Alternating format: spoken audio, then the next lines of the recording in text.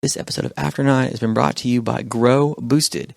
Get Grow Curriculum and Youth Ministry Booster for as little as a couple bucks a day.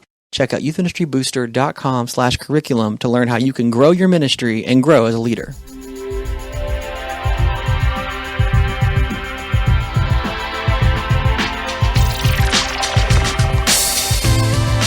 Hey everybody, welcome back to episode 108 of After 9. This is a special one. We've had it for a while. Sorry it took me so long to get to it, to edit it. But this is with some of our favorite people. It is John and Tim and John from the Bible Project. You probably have checked out some of their videos and utilized it either in a seminary class or maybe for a youth night or shared with some of your leaders. If you haven't, you got to. It's great stuff, and there are so many of them. You'll find on the episode today why, and then why they're so good. This is truly a great partnership made for good ministry. You are going to love this interview today with John and Tim, who are not specifically youth pastors, but have some deep roots in youth ministry and have created an amazing resource for youth ministry to use. So sit back, take some notes, and learn from some guys who are truly knowledgeable, both in what they know about scripture and theology, but also what they know about communication. And you're going to hear that come out today in the episode in a powerful way, that these guys know not only their stuff, but how to communicate it. And so if you're teaching on the regular, there is some really helpful stuff in here as a youth minister. But stick around to the end. I've got some special stuff for you to tell you about. Enjoy now the interview with the Bible Project guys, Tim and John. Hey everybody, welcome back to another very special episode of After 9. Okay, now you probably saw the tag for this episode and thought, how in the world did those guys land these guys? And here's the thing, when you have podcasts, you have friends, you have secret Facebook accounts, and you get to know people through groups and just straight up email in ways in which you wouldn't get to know people before. And so we are so excited to have John and Tim from the Bible Project on the episode today, because you probably, either with great planning or in the last minute, have utilized one of their Bible Project videos for youth group on a Sunday or a midweek. And so we wanted you to meet the people, the faces, voices, because it's a podcast behind the Bible Project. So say hello to John and Tim. Hey, Zach. Hey, Zach and everybody. Oh man, coming all the way from Portland, Oregon, where it's always gloomy, and for the rest of the country, we're starting to find the gloom. But hey, that's just why it's so arty and contemplative, right? I mean, it's just, if it's gray all day outside, you're just painting in beautiful colors on the inside. So that's good. It's good. Special times. So it's actually more true than you realize. You guys are doing well today. Help us a little bit. If someone had never heard about the Bible Project before, other than what sounds like you guys are authoring a brand new book about things, help kind of clue us into the things that you guys are about, what you're working on. Frame for us how in the world you decided, you know what, we ought to make videos about every part of the Bible. Yeah, totally.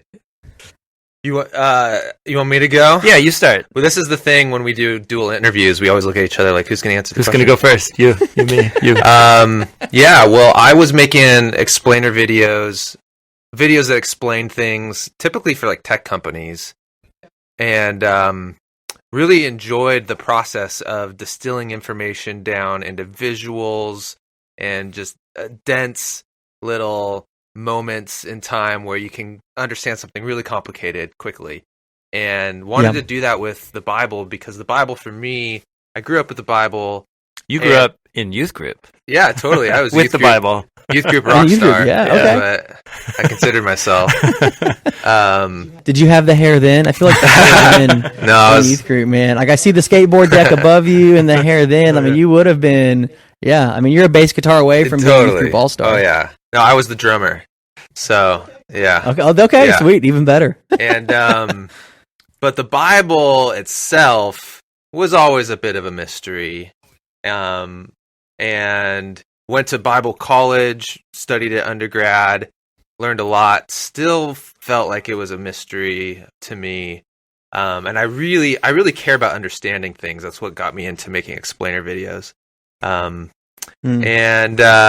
so Tim, we met in college. Yeah, we met in college. Yeah. Tim was studying at Multnomah a little ahead of me, and we became friends. We were working at the same skateboard ministry. Yeah, there was an outreach ministry. Yeah, to skateboarders. That just straight up, the church built a large skate park in its back lot and opened it in the weeknights. So I became a Christian there, and then I eventually came on staff, like volunteering there, and then so did John, and that's where we met. Yeah.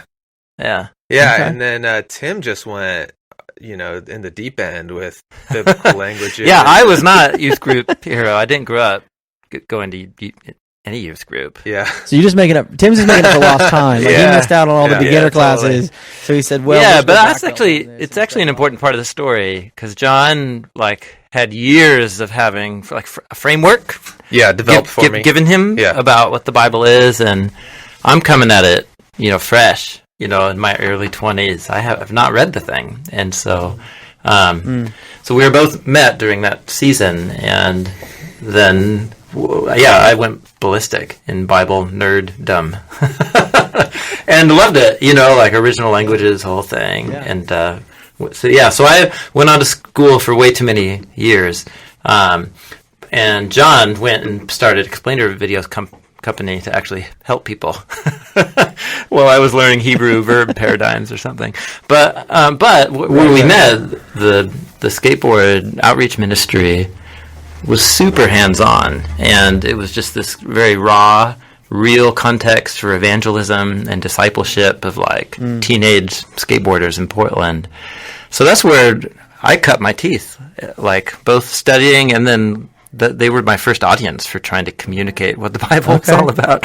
So that was really good for me. So you're deep diving in academics and then also working in the front lines of youth ministry. That's good to know, because I think a lot of people think that you probably just went off to the ivory tower, studied everything, and came back with the tomes and said, "Hey, John, could you just illustrate this stuff?" No, that's good. That's good to know that skater kids were really the original audience of a lot of those early Bible Project conversations. That's literally, my first drawings on whiteboards were for a room of 18 junior high skateboarders, and they didn't care, but I was trying my best. And hey, that's some of the best youth ministry innovation comes out of what feels like desperation. Right. Yeah, I hear that. Yep. Just hoping the dots connect. So that was kind of so we kept in touch over the years. I moved away to go to school away from Portland, but my family's here, so I would come back and John and I would touch base and whatever, get into long theological conversations, and then I would leave and go back again. But I moved back to Portland 5 years ago after finishing my doctoral work, and then he pitched the idea to me first to make Bible explainers. John, would you give us that pitch again? Pitch us how do you how do you sit down and go, you know what? I've been doing a lot of stuff in the business world, and I feel like explainer videos, that's what the Bible needs. Because I think we all see it now, but I can only imagine that first conversation to your academic studying friend who's been reading papers ad nauseum and book after book, and I'm sure why don't we just do it in a 7-minute video? Actually, the first pitch he gave me was, would I want to create a list of theologians and pastor authors to go interview, and make videos about their stuff.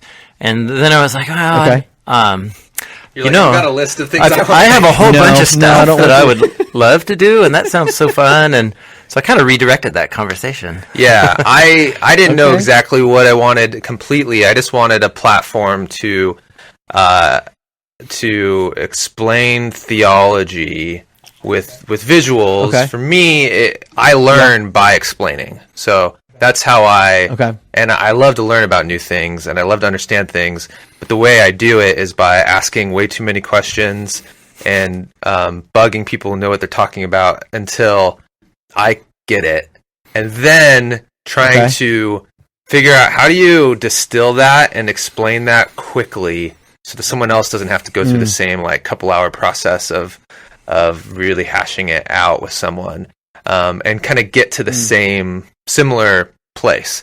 And so I wanted to do that and learn about the Bible, and so just pitched, why don't we make those kind of videos? It was really mostly for me. I wanted to understand the Bible better. And the videos were eventually they have become almost like a byproduct. Yeah, a byproduct of that learning. Okay. Yeah. So for maybe, is it still maybe true this way that like the video is, I mean, at what levels are you like writing out, obviously maybe like storyboarding or distilling it and then video, or what ways are the video informing like the distillation process? I think for a lot of folks, they watch and like, man, you guys just have a really succinct way of saying it. Like, and not everybody errs on the side of being like concise when they're talking about like either like biblical ideas or books of the Bible. I mean, I don't know anybody else that put together a robust understanding of numbers in less than 10 minutes. And I feel like that, I mean, like obviously like some of the like more like fan familiar Bible studying stuff is maybe a little easier. Maybe it's more difficult, but how in the world, like, do you edit down some of that stuff into 8 minutes? Like, what are some of the behind the process kind of things for that? Yeah, it's painful. It's hard. It's hard work. Just like, right, most of this audience knows, like it's actually harder to give the 15-minute talk than it is to give the 40-minute talk. Right. It's the Mark Twain quote where he said, I'm sorry I wrote you such a long letter. If I had more time, it would have been shorter. Shorter. That was a really bad paraphrase of his quote. So, really it's, once John pitched the idea, I put together like a mega list of all the videos exploring books of the Bible and then theological themes that run through the whole storyline of the Bible. Because I just have, over time, for me, it's the Bible so clear and beautiful as a unified narrative of just endless depth that always finds this key hinge point in the story of Jesus. And so you can tell that 100 different ways. So we made this big list, and so then John and I agree on the list, and then I basically read and put together what for me I could teach as a seminary class. Yeah. And then I just take John through all of that material. And that becomes our podcast, essentially. It's our like hours and hours of conversations about the day of the Lord or covenants or atonement or something. Or numbers. Yeah. Then John carries the ball from there after we talk for 10 hours about something. Conversations aren't always 10 hours. That's true. More recently, they have been. That's good. They keep getting longer. Getting longer. Yeah. And then it's 10 hours into 10 minutes. Well, how do you get, okay, so maybe research is out there. How do you get from 10 hours, that 10-hour conversation, is that you two just back and forth in the studio talking? Is that over series of emails? Yeah. Is there like a thing on your calendar each week that's like, oh, here's hour 2 and 3 of our 10-hour conversation?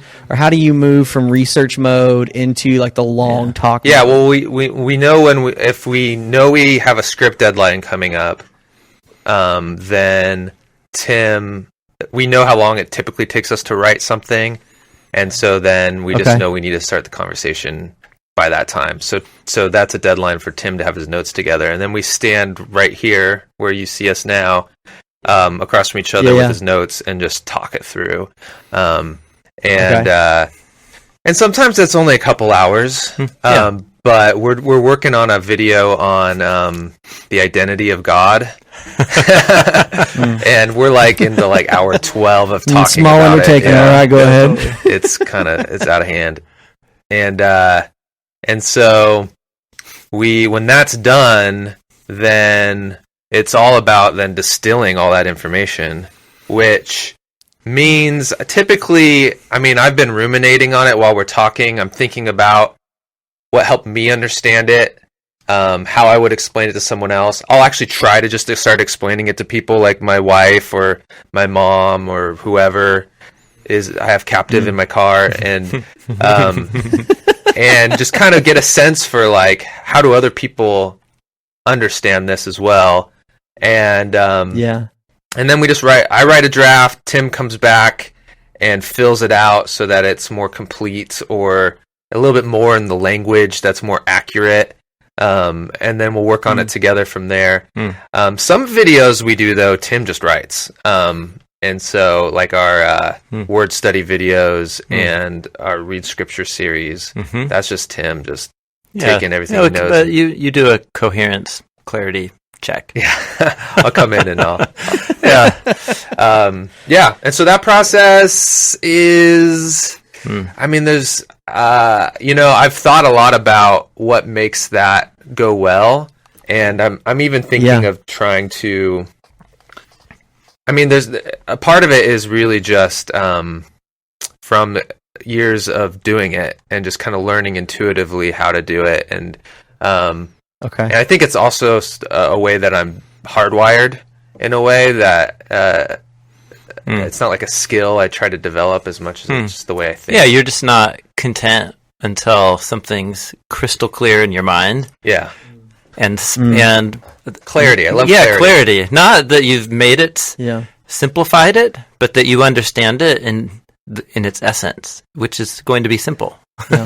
The simple essence of whatever the thing is. Or if it not, is there a simpler way that we could have said it? Which I think is a really, like, especially for communicating with young people, right? For all of our listeners that are youth pastors that are maybe on a weekly basis are trying to speak into the life of a young person for 15 minutes, 20 minutes with hopefully a dose or a measure of clarity.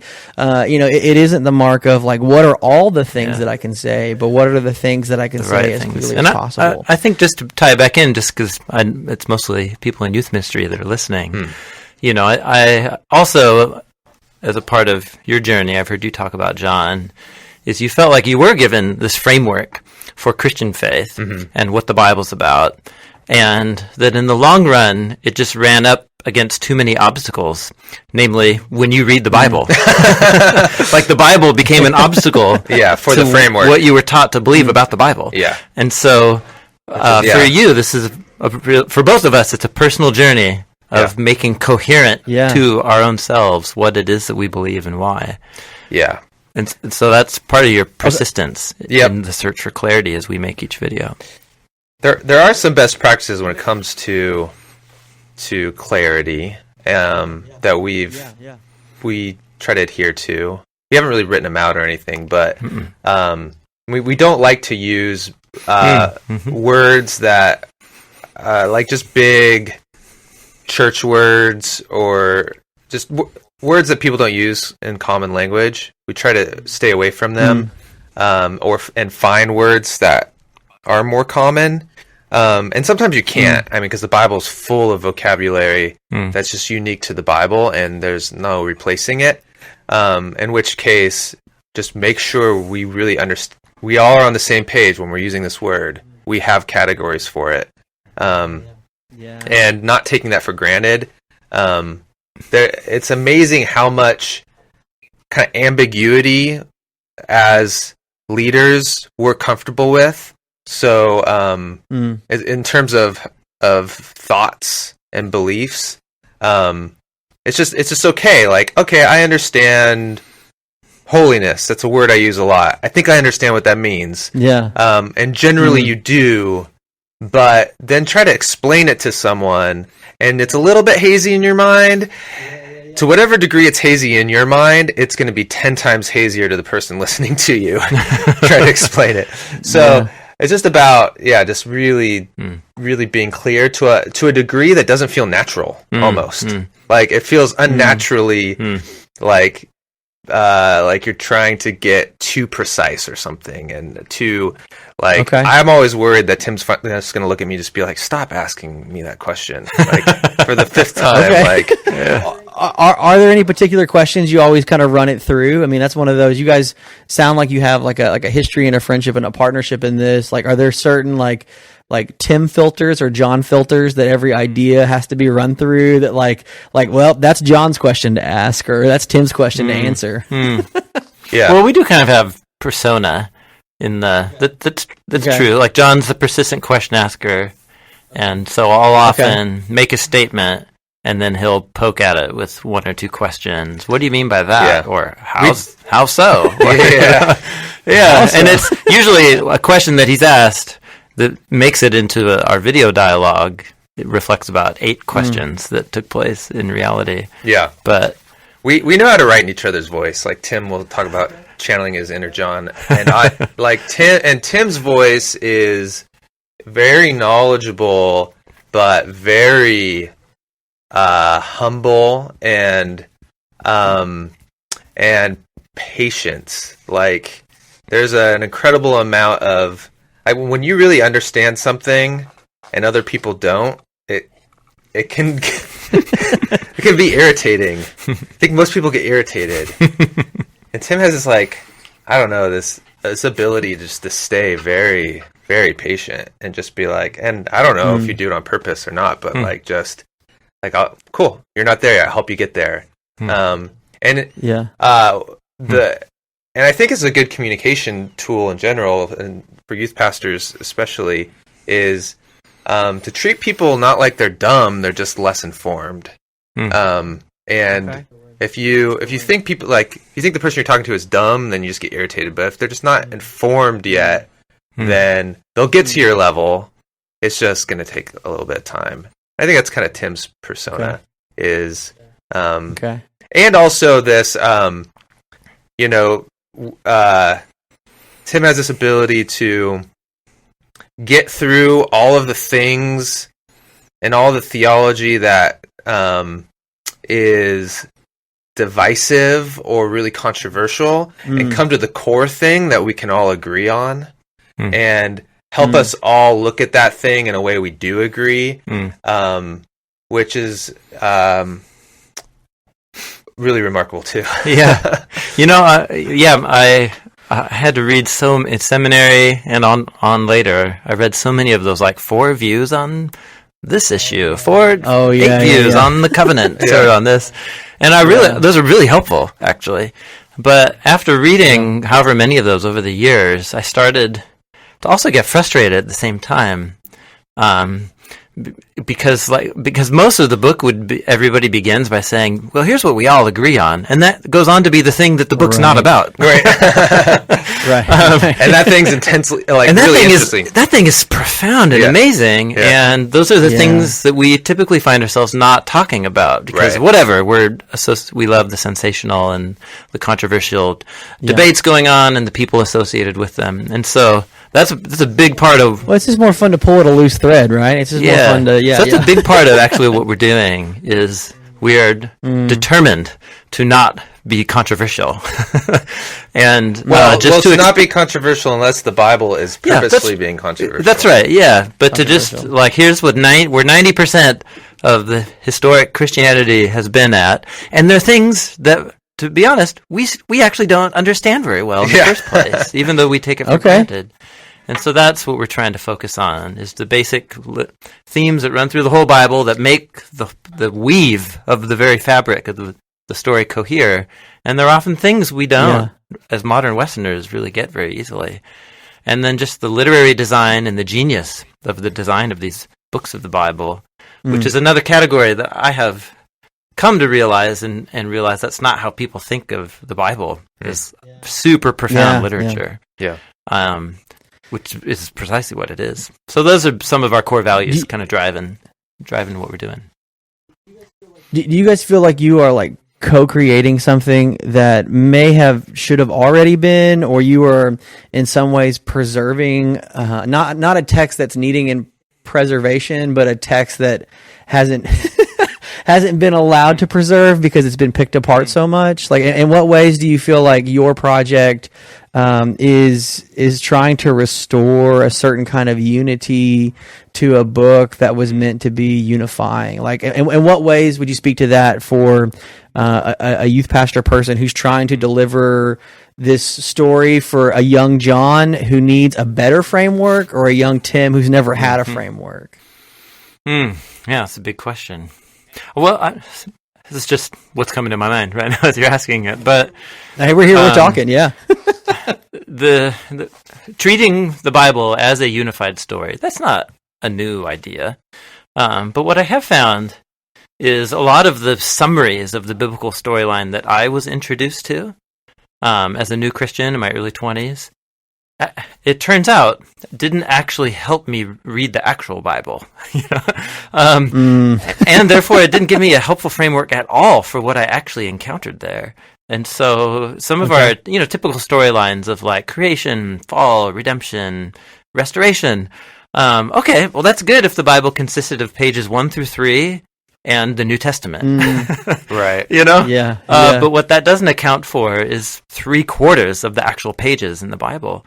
And so I think that's, for me, that's become a driving thing, is this is an epic narrative that's not simple.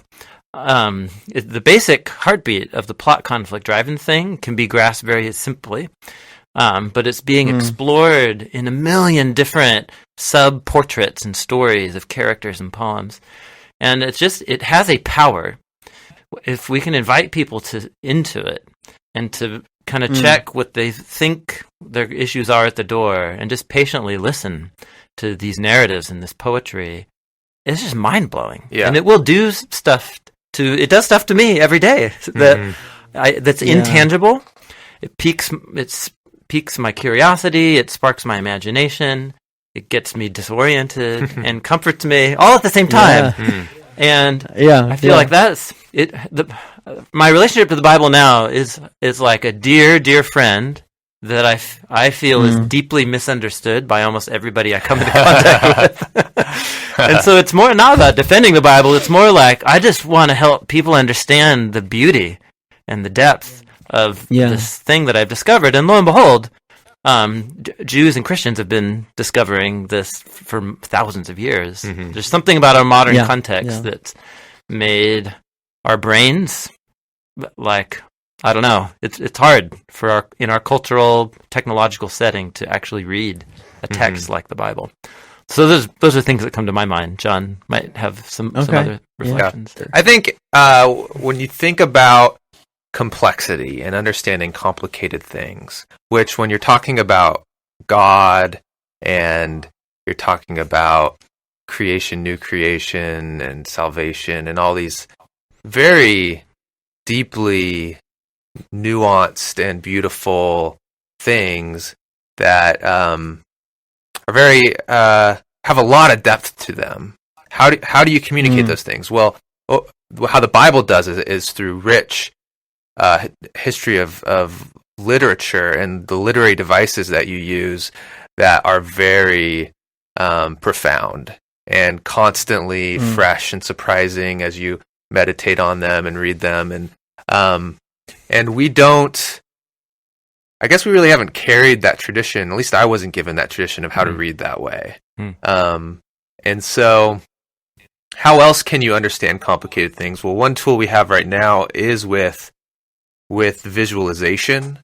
And what visualization does is it forces you to think in symbols instead of just think in abstract words, which words are symbols, but it's just kind of another layer of symbols that when you're doing that and you're hearing words and you're looking at symbols and you're watching things relate to each other visually and change, you're just processing way more information than you normally are processing. And there's something about that medium that allows you to communicate things that are very complex in a short amount of time in a way that people get it. And so I feel like we're just kind of bridging the gap and saying, here's a bunch of tools that we've been missing and perspectives about the Bible we've been missing. Let's just catch back up to the literary richness of the Bible, so then we can go back and read it and be more native to what this book is. Because our hope isn't to just make a visual Bible and now it's replaced the Bible. The hope is to prepare you to read the Bible. And so we do this in a number of different ways, like the theme videos. They're showing how there's specific motifs that run through the entire narrative of Scripture from beginning to end and tie it all together and develop. Yeah. And which I think for a lot of our seminary and youth pastors is just a super helpful way to help them not read or read for class. So thanks for that, Tim. Yeah. For a lot of for youth pastors that are listening out there that have been skipping on their numbers reading for their OT1 class, you can thank Tim and John for putting together a video to help you make it look smart in a small group. So keep going. Well, and then hopefully the point is once you can appreciate this theme more and you kind of have now a shelf in your mind for this theme and you've seen how it's worked. Now as you're reading Scripture, you'll see it come up. And you'll go, oh, that's that theme. And and then the Read Scripture series is the literary design of the books that Tim has done, and that helps you just understand how the shape of the work is designed and where you're at and why and how it fits with the overall story. So it's just these categories. It's like building building shelves in our brain than to be able to read scripture. Yeah, So yeah. that's how I see it. I think if we weren't doing this, this same kind of paradigm would need to, be communicated. It probably wouldn't happen as such a popular level. Perhaps it would be stuck more in the seminary kind of level. But I think there's something about this medium that's getting it to the masses in a way that's just a little bit more. I don't know. Yeah, it's surprising, even to us. I mean, we certainly hoped that people would find them helpful. Yeah. But other than just make the videos and hope people find them helpful, we didn't have much of a grand plan, except that we wanted to make more if people wanted us to. And so that's just been it's been an incredible surprise and ride to watch them be so helpful for people. And So who is the one that pitched that we should just make it for free? Like that we should just make them and give them away, and then we'll figure it out later. Like who is that idea? that was John. Researched and did all the legwork on how to design the nonprofit organization that could make this and build the studio. So I was really loved. I've always been of the conviction this isn't my book. And everything that I've learned about it has been given to me by so who am I? People smarter than me that I've learned from. Yeah. So I've always just kind of been a freely given, freely give. So I think John and I saw eye to eye, but John, had the experience to actually translate that into a nonprofit business model and a way to fund them. Yeah. So. Yeah, that's right. That's right. To not sell them, but to fund them for sure. I mean, they are obviously more than just a passion project or labor of love. Yeah, I hate selling things. Okay. I don't hate money. I probably like money too much, but I hate selling things. I was trying to figure out how do I create an opportunity to just do something I would find really enjoyable. And what I find the most enjoyable is creating content. And so it's like if we have a mechanism where we can continue to create content, and I could pay artists what they're worth. Like we're a nonprofit, but we don't we aren't asking everyone to do us a favor. Like we hire really good artists, and we pay them their rates to do this work. And so if we're paying people what they're worth and we're making really cool stuff, like that's great. And then That's awesome. I didn't want a paywall so that you wouldn't be able to watch the video. If it just complicates things, it makes it really harder to distribute with a paywall. It just makes it 1,000 times more complicated. Also, it would actually hurt the what we wanted was to get as many people to watch it so that a fraction of those people would then fund the next ones. And so you don't want a paywall. You want it to be free. When you create something that it creates many obstacles, one of them also is how people learn about them, because then you have to raise money to market to create a whole bunch of other content to tell people about your content. Totally. That they have to go. So the philosophy was simple. It was just let the content be the marketing, the promoting, and then we don't have to advertise anywhere because it is the thing that gets shared with people. And I guess the most counterintuitive thing is, why would someone pay for something that's free? And and surprisingly, people love to support things. People are generous. People, when they see something they wish existed in the world or are glad is existing, they want to get behind it. And so, I think it's just like, hey, here's some. It's not done. You want us to keep going? Let's keep going together. And you won't.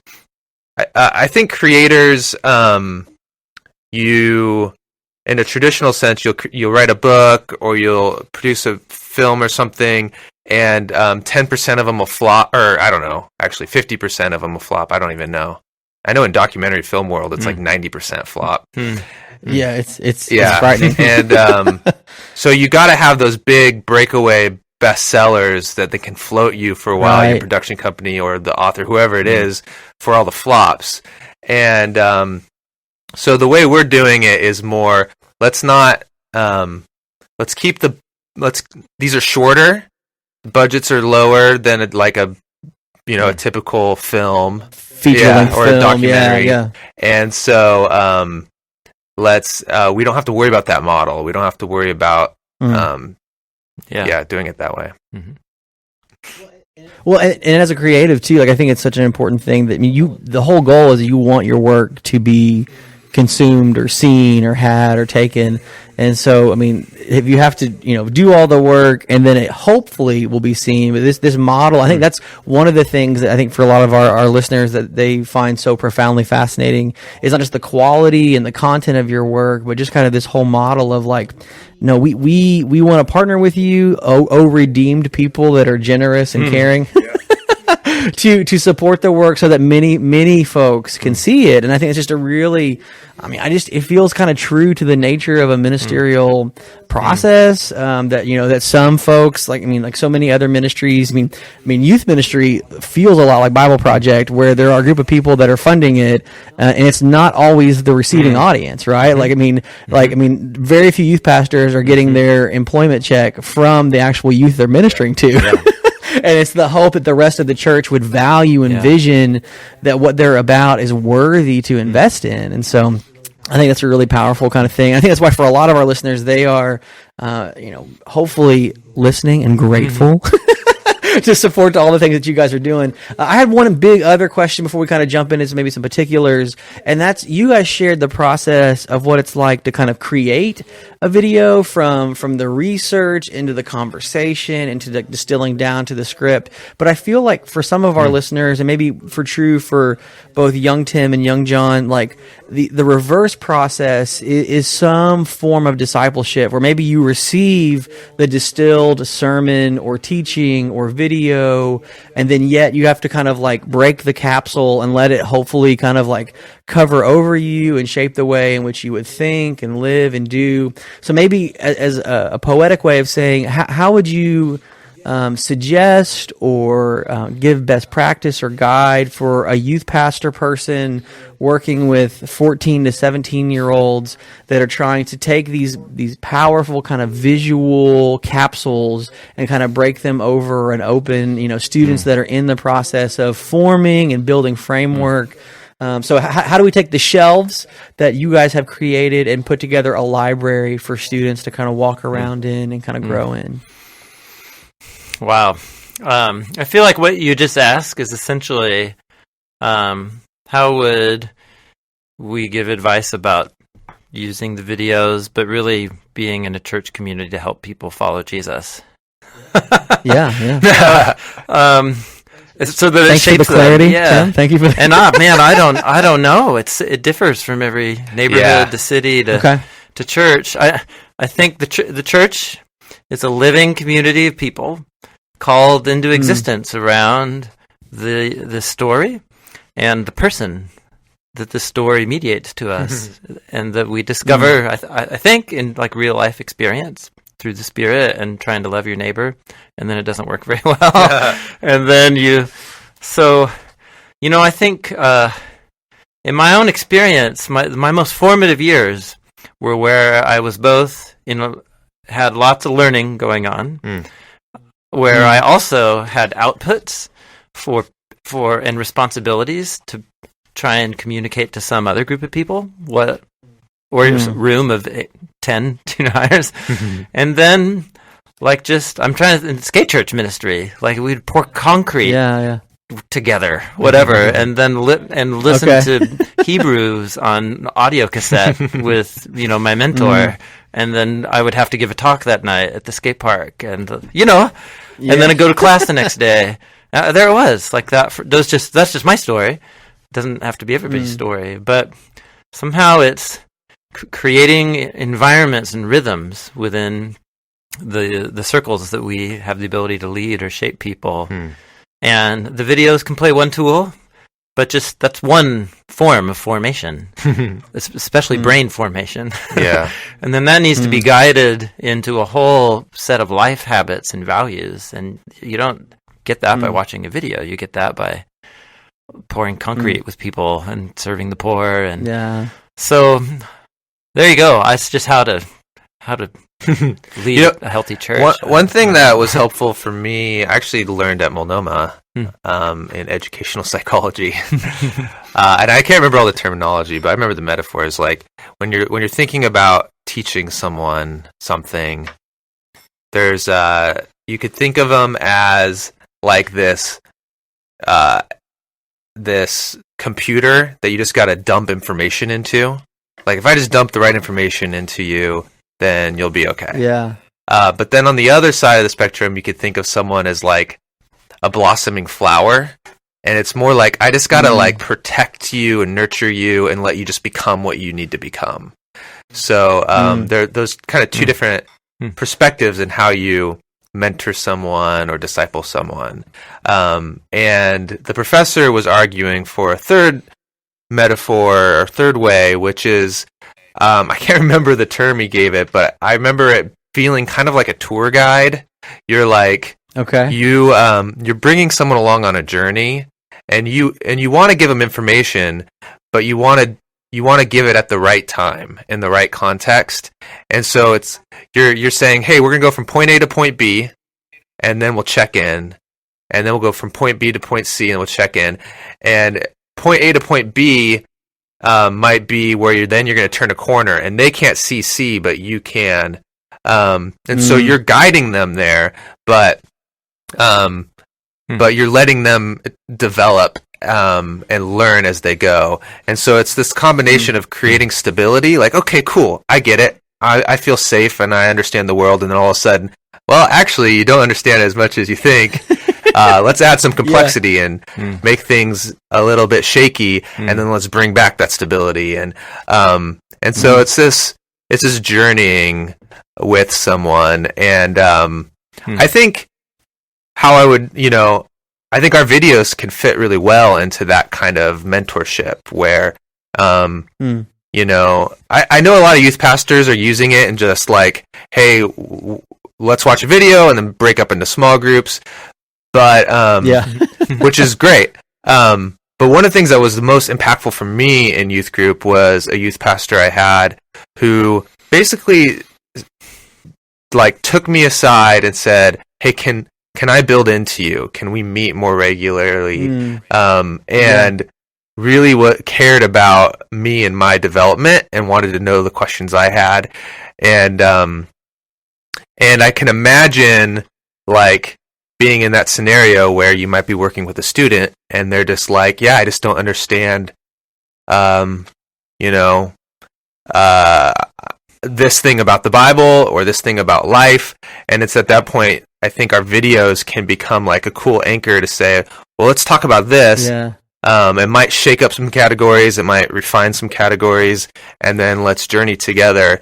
And it's just a tool in your arsenal while you're helping people navigate through life. Which is such a different quality than I think for a lot of folks how they consume most media culture, right? Like it's either like you go to the movie theater and it's like we're all going to watch this thing together, and then maybe we talk about it on the Reddit or in conversations in the hallway afterwards, or it's like the Netflix or YouTube binge culture where it's just like I'm going to watch all of the thing all in a row. And so to give that kind of care, to use the buzzword of curation, right? So it's not just like, here's a bunch of Bible Project videos from John and Tim, show a bunch of these whenever I'm out of town, and when I come back, I'll do the talking.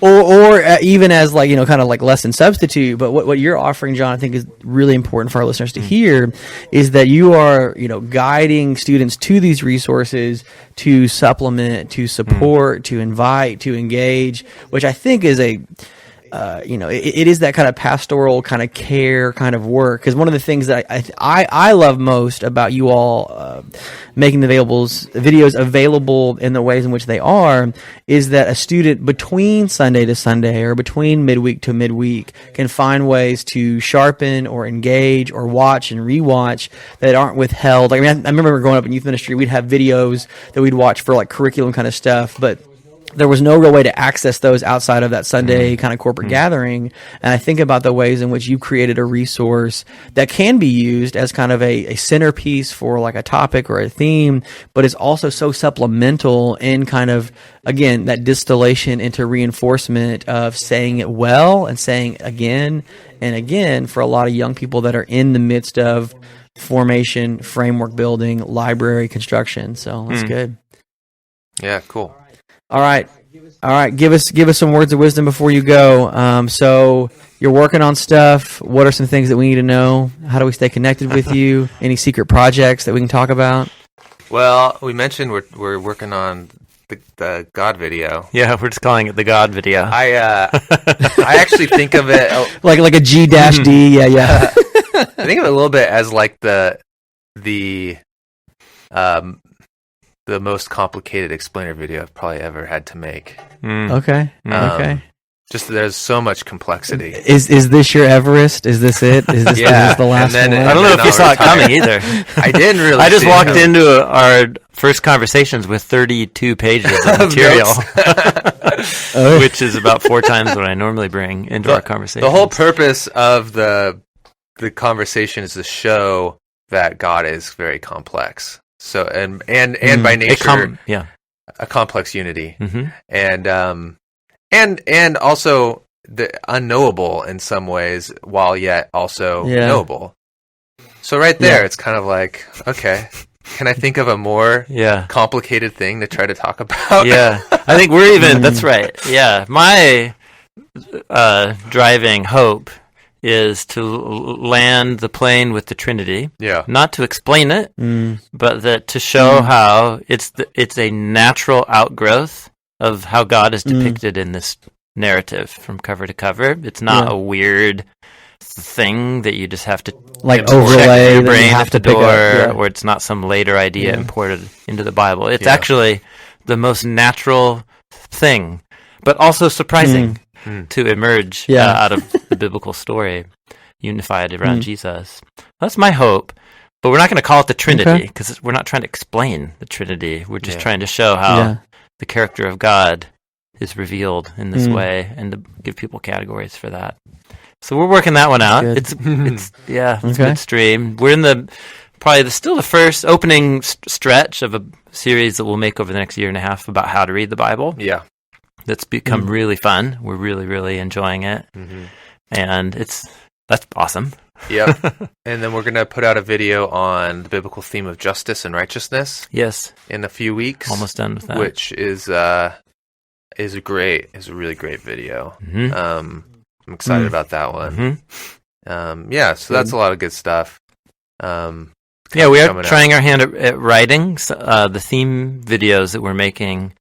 They're distilling the whole biblical narrative as you run it through one key word or idea. And so those videos condense so much that we had so much on the cutting room floor. John wanted to try his hand at picking up all those pieces and turning it into like a workbook experience that an individual or a group could do. So we did one on heaven and earth. Sure. And we're currently doing one for the holiness theme.